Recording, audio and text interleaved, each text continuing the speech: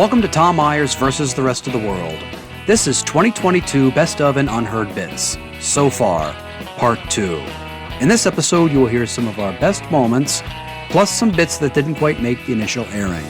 Joining me tonight are Jeff Heisen, Abby Mello, Michelle Wojciechowski, Devine Kerr, Gina Brown, Haywood Turnipseed, Walter Gottlieb, Anna Phillips, Allison Chadwick, Charlotte Parker, and Summer Austin. Elon Musk is now on the board of directors of Twitter. With this tendency to allow racism to spread throughout the companies he runs, we can expect a return of Donald Trump, Roger Stone, and Marjorie Taylor Greene to the platform any day now. Republicans reacted to the claim that they didn't want 9 black justices on the Supreme Court by saying that they wanted 9 black justices in the mold of Clarence Thomas. It says a lot about Republicans that their ideal black jurist is a sexual predator married to a woman who tried to overturn a legitimate election. Maury Povich announced that his show was going to be ending. Now, arguments over paternity can be relegated right where they belong. Facebook comment threads. The Baltimore Orioles are getting ready for their regular season by posting a photo of its stadium on social media with the caption, "The yard is waiting for you." Given their entire payroll is less than that of Max Scherzer's salary, the yard is going to keep waiting throughout the regular season of 2025. Louis C.K. won a Grammy for Best Comedy Album at this year's Grammy Awards. Thankfully, his latest award may be something he will proudly display for other comics instead of his cock. Judge Ketanji Brown Jackson was confirmed as the newest member of the United States Supreme Court. Now that the contentious hearing is over, maybe she'll be able to keep her head down and avoid excess public scrutiny. Take Brett Kavanaugh, for example. He's keeping such a low profile that the only time he gets laid is when he sticks his cock in a beer bottle. An article in the San Francisco Chronicle said that California's senior senator, Dianne Feinstein, was not mentally capable of performing her duties as senator. The senator herself responded to the article on a phone call with the Chronicle, saying that she was perfectly capable of executing her duties. At least she thought she was on the phone. She was actually talking into her stapler. Math textbooks are being rejected by some school districts in Florida because critics say they hint at critical race theory.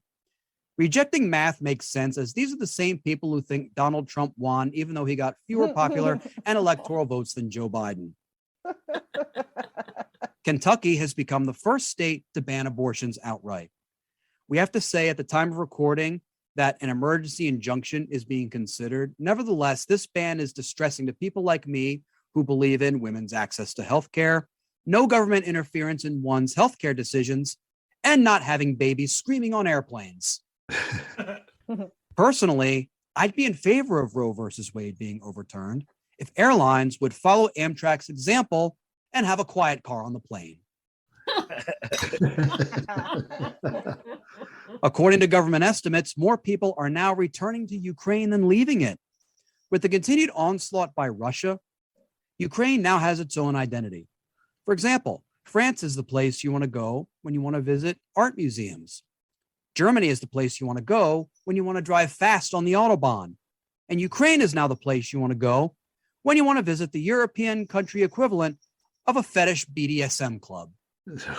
God. Russia has sanctioned Maryland Congressman Andy Harris. To give credit to Andy Harris, he did speak out against Russia because his parents fled the area years ago. And it is nice to see him get recognized for being against a dictatorship and a totalitarian regime that didn't originate in this country. Like a lot of refugees, I too grew up in a war zone. Yeah, some of my neighbors still think the Confederacy can win the Civil War. A video of passengers on an airplane mid-flight singing Christian church hymns has gone viral. Where is someone jumping up and yelling Allahu Akbar when you really need it? Ohio Congressman Jim Jordan tweeted that he was against the idea of canceling student loan debt. So now he's in favor of fucking college students in 2 ways. Both a hearing judge and Georgia's Secretary of State say Marjorie Taylor Greene can appear on the ballot and run for re-election to her seat in Congress. It's unclear at this point as to whether she'll run to represent her constituents or her lizard overlords. We received the first shipments of infant baby formula from Europe. This is, of course, thanks to Biden's efforts, despite being blocked by Republicans. Republicans are very schizophrenic when it comes to kids. Like there's their stance on abortion and then their stance on trying to help out with the baby formula. Oh, every little life is precious, but screw the little fucker if he's hungry. I have a theory that Republicans voted against solving the formula shortage because they never stopped breastfeeding off of Donald Trump. Oh. There are a handful of cases of monkeypox in the United States. Infectious disease experts are saying that the transmission rate of monkeypox is less than one person. Bad news for amputees, for Brad Williams, and Peter Dinklage. Despite the hardships caused by rising prices, even the most heartfelt effort to ease the costs on one's customers can draw major ire, as is shown in this news report about one store charging less for a gallon of gas. At the Woodman's gas pumps in Waukesha, lines of cars pull in to fuel up. How come you pump your gas here at Woodman's? Woodman's has the best prices. I just realized a while ago that this was cheaper prices, and I just don't really look at other places. I just come here. I saw that it was significantly cheaper than, of course, across the street. It's about 20 cents almost. More expensive. Those gas stations nearby now suing Woodman's because of their cheap gas. According to over 200 pages in court documents 12 News obtained Friday, the companies operating the Shell on Main Street and the BP on Lincoln Avenue argue Woodman's violated the state's Unfair Sales Act, which prohibits selling goods below cost, and are demanding about $80,000 each based on the number of days they say Woodman's illegally outpriced them. But newly filed court documents show Woodman's argues they can sell below cost in order to keep up with Costco, which they say is their main competitor, 6.5 miles away in Pewaukee. In a statement to 12 News, Woodman's is in full compliance with its Waukesha store gas pricing and believes this lawsuit is without merit. As such, we have asked the court to dismiss this action. I mean, it's almost as if like oil companies have put just even small businesses into the position where they have to behave like dicks if their competitors are giving their customers a break. Tom, were those real towns or was that some made-up report? Oh, Waukesha's real. What about Pewaukee? Yep, that does exist. I'm a road comic. I have driven through Pewaukee. The Pewaukee Chuckle Hut? the Pewaukee Comedy Bunker and Cheese Emporium. You fly into Milwaukee, you get hit with people just selling those giant cheese hats. Yeah. Yeah, I used to live there. Mm-hmm. That's very true. That's so funny. They have excellent cheese curds, though.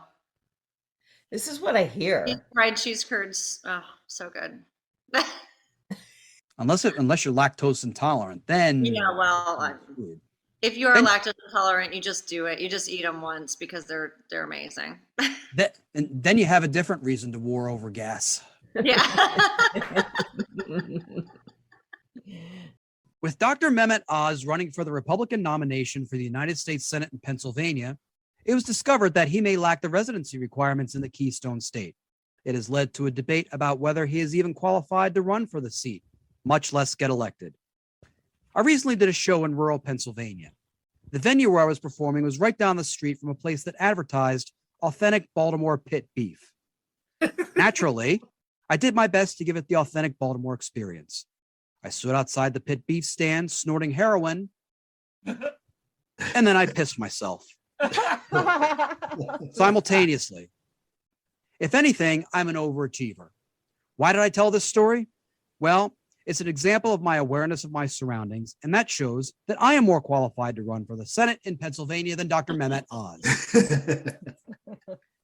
To show exactly what an odd fucker this guy is, here's a clip of him at the unveiling of his star on the Hollywood Walk of Fame. All right, are we ready? Ladies and gentlemen, we proudly welcome to the Hollywood Walk of Fame, Dr. Mehmet Oz.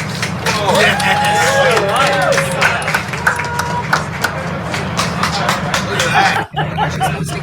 I'm going to kiss it. May I kiss it now? You can kiss it. You may kiss your bride. I may kiss my star. Lisa, come on up here, honey. Here goes. Here goes. All right.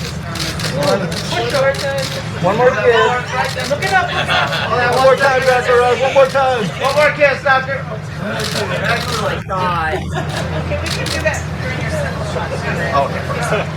Okay.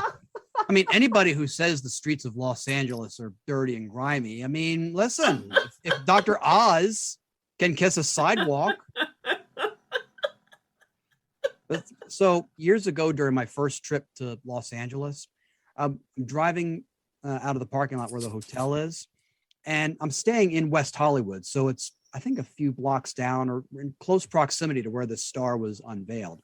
And there was this homeless guy just jerking it like right in front of the hotel, like on like around like where some of the stars were. So I like to imagine that he did it on that spot, and that's the spot that Dr. Mehmet Oz was kissing. Yuck. Well, he's not even the Republican nominee, and there may be people who are even less qualified than him for the Republican nomination for the Senate, and they'll probably get it.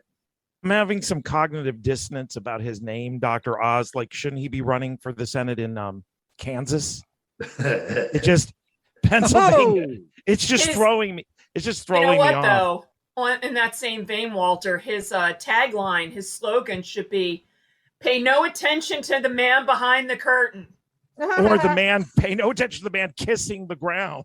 Yeah. For a photo op. Pay no attention to him. That was a super dignified pose, by the way. And notice he holds it for the cameras to get it. You know, You need a lot of Photoshop. Yeah, definitely. Unlike you, Davine, who are you're always camera ready. I always appreciate that. Okay. And on that note, we'll go ahead and Moving move on. on. While it can be argued that the striking down of Roe versus Wade will lead to women's rights being taken back to the dark ages is mere hyperbole, past legal writings and scholastic studies show it might be true, as explained in this clip. If you are using deeply rooted in this nation's history as the basis for what you think is right and just, then you are lost. You are morally lost.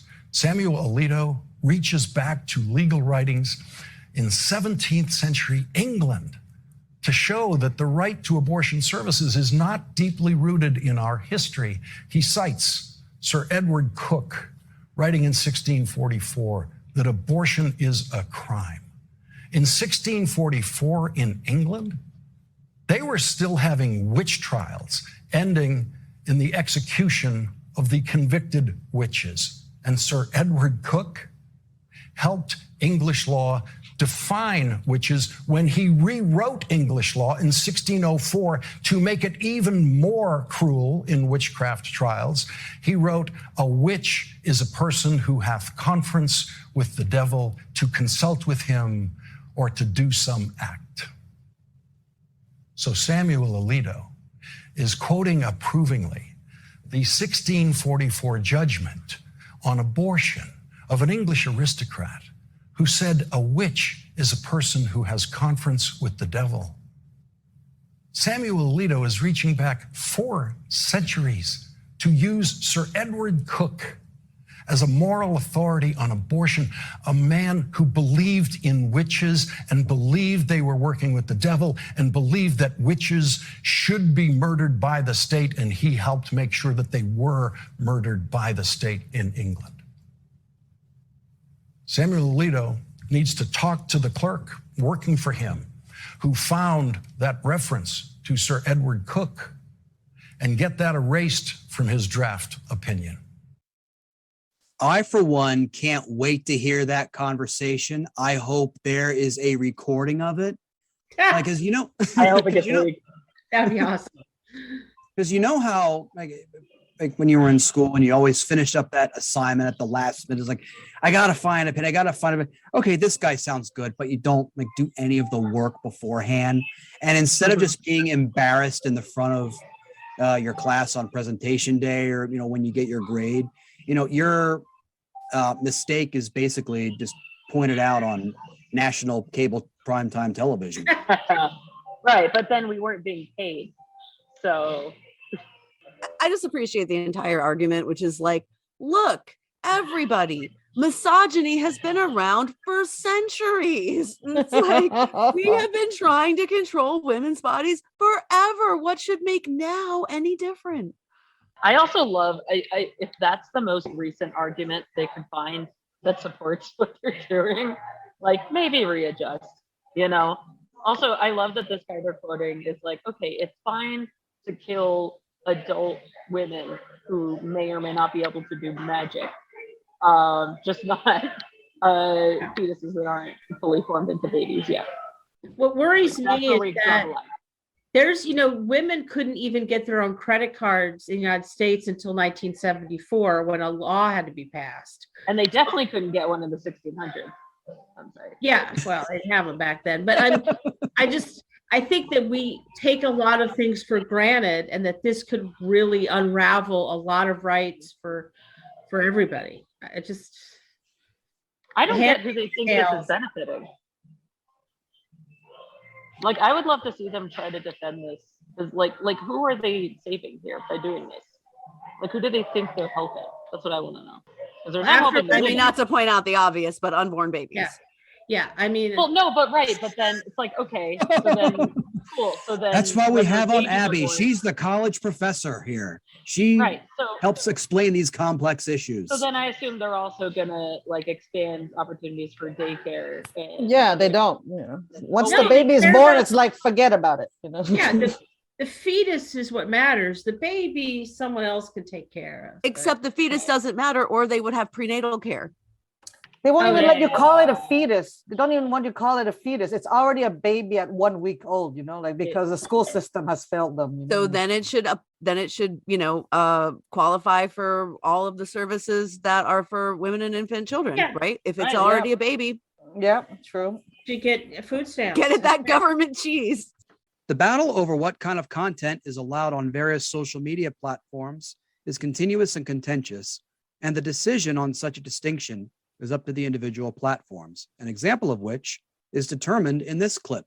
I feel like, Ben, one of the things that we've seen when other people have not taken over big media companies, but started their own niche media companies on this issue of free speech and not doing content moderation and it being a wide open Wild West, and that's the point of it, is that pretty quickly we get lots of ISIS beheading videos and child pornography and, eating disorder dysmorphia photos and other things that in some cases are illegal, and in other cases make the use of the site impossible for normal humans with normal gag reflexes.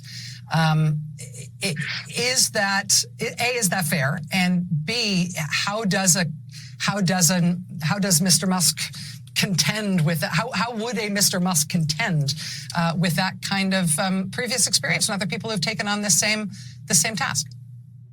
Yeah, look, that's incredibly fair from both sides of this, from both sides of this of the spectrum here, from the extremist forum side and from the civilian internet side. So on the civilian internet side, you have stuff like TikTok and Twitter and Facebook.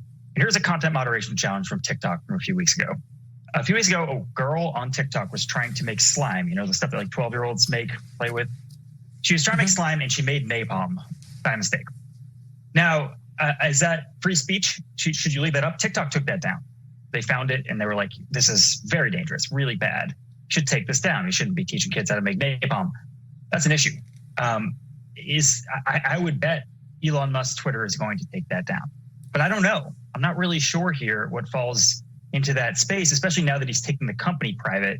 The I don't know part, I think, is really is making a lot of people nervous because, I could just imagine like Elon Musk is watching a video like that where like this girl she inadvertently makes up highly combustible material. Like, meanwhile, his fiance's just bought some lingerie. She's enticing him to come to bed, and it's like, well, I've just watched this girl make explosive device on Twitter. Rather than spending time with my girlfriend. If that makes me a dick, and so be it. Tom, that seems to really upset you about the fiance. She really hung up on that part. Like, I mean, she was attractive, right? You're like, how could you ignore her? My head was turned. I thought Paul McCartney was here. Plus, I imagine. How do we know that this girl made napalm? Like, did it explode in her face? Like, how do we know that that's what happened? Or are we just speculating? TikTok bans everything, though. I cannot even say moron, and it flagged me. It said it violated their term because I said moron, and it said it was hate speech. I was calling myself a moron, and he couldn't even. I'm like, I know stop Asian hate, but come on, But Twitter's disgusting. There's so much porn on that. I didn't know they allowed that. Do they allow that? I thought they were saying that it could get like that again. It's still there. I still see it, and I'm still scarred, and I still shower like 4 days after I see it. I think the various ingredients that she used, my understanding was that that's how you make napalm. Just really didn't know that was something I could make with what I have in my kitchen. Man, can you imagine if this type of stuff is going to be on Twitter? I mean, it's already a lot of stuff on there now, but I don't know. I think it's just going to be, I don't know. I just feel like the world is getting worse and worse. Sorry, I just had to bring that up. Well, that's exactly what we're here to cover. If the world wasn't getting worse, this podcast wouldn't exist. That's true. That is the name of the show. The debate over why Will Smith didn't leave the venue following his assault on Chris Rock was settled when it was discovered that Chris Rock said Smith shouldn't leave. Oscars producer Will Packer explains why in this Good Morning America interview.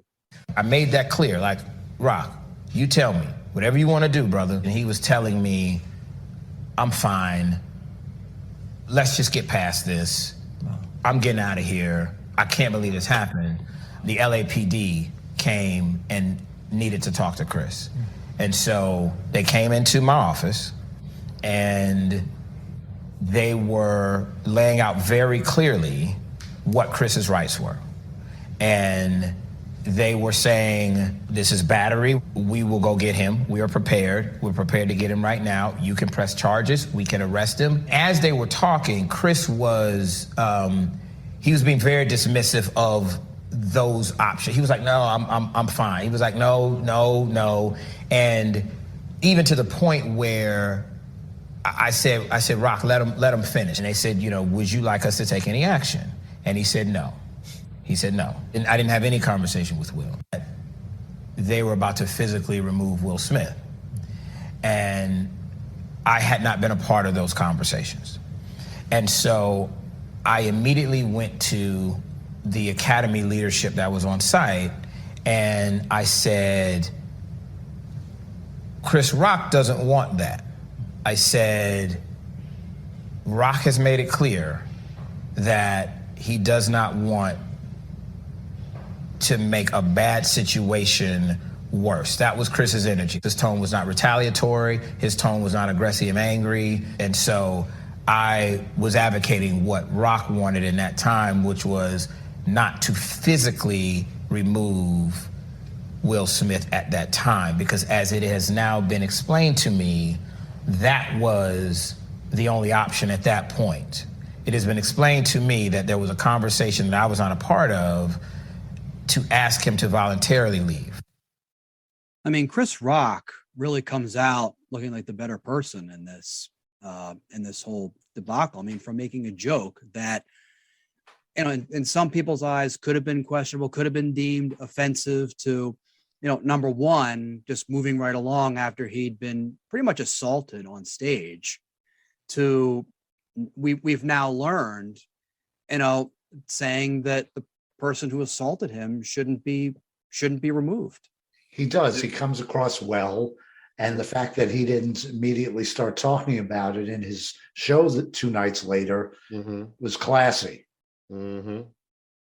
Mm-hmm. I mean, hindsight, history is only going to tell us how this all plays out.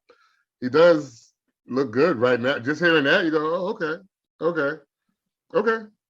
But then there's also, I should say, but there's also the other side where you go, you got to go back to Brooklyn. You know, you got to go back to Brooklyn. What's Brooklyn gonna say? What you know? What are your? I don't know, because that makes me feel different. I ain't gonna lie, that makes me feel different. Part of it is like, hey, why didn't you do something? Say something. But also, maybe that's toxic. I don't know. That's what I'm saying. It makes people ask questions, because I'm asking questions to both sides. Like, what would I have done in that moment? I'm not in that moment, so I can't even say. I know a lot of people have been drawing unnecessary parallels to domestic violence, but listening to this clip was the first time that my mind actually went there. Like, I wonder how many women who had to talk to the police after their significant other hit them in the face were doing the same thing. And like, did those police care as much as they cared when they saw it on national television? I just wonder. Again, this gets us into that place. Physical altercations. I mean, are we beyond that? Are we past that? Will Smith himself has said that is not the way. You know, that is not the way. Malcolm X himself.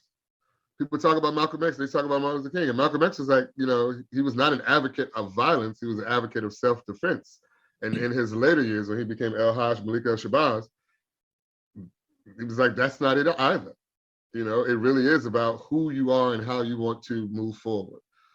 Wise person said, you know, from a distance, don't argue with a fool, right? Because from a distance, you can't tell who from who.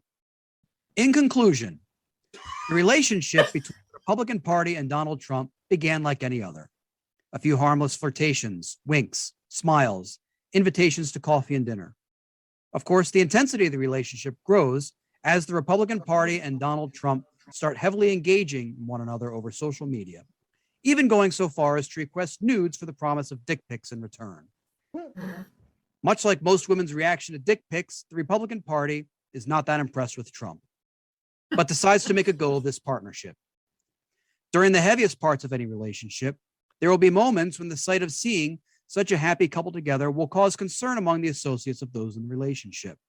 Trump's antics in the Access Hollywood video are the equivalent of one of the partners embarrassing everyone with a karaoke-style dirty version of the song You Make Me Feel Like a Natural Woman by Aretha Franklin.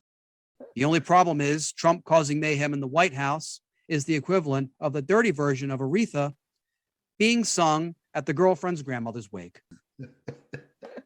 Ultimately, there may come a time when the Republican Party and Donald Trump are finally ready to call it quits. Sure, there may be a few conjugal visits during the Trump family's inevitable prison sentences, but soon it will wear thin, as there is no novelty anymore in any political party being associated with convicted felons. Like any breakup, there may be something the Republican Party wants to keep in order to remind itself of the few good times they had with Trump.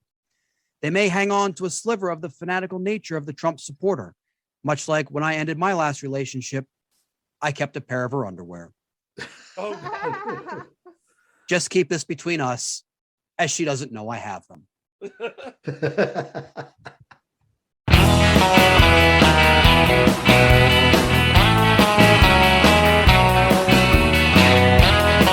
This episode was written and hosted by Tom Myers with panelists Jeff Heisen, Abby Mello, Michelle Wojciechowski, Davine Kerr, Gina Brown, Haywood Turnipseed, Walter Gottlieb, Anna Phillips, Allison Chadwick, Charlotte Parker, and Summer Austin. Theme music by Jeroen Vandenberg. Executive producers Tom Myers, Matt Connarton for ipmNation, and Eddie Carson for Odyssey Radio. Thank you for listening, and please visit tommyers.us.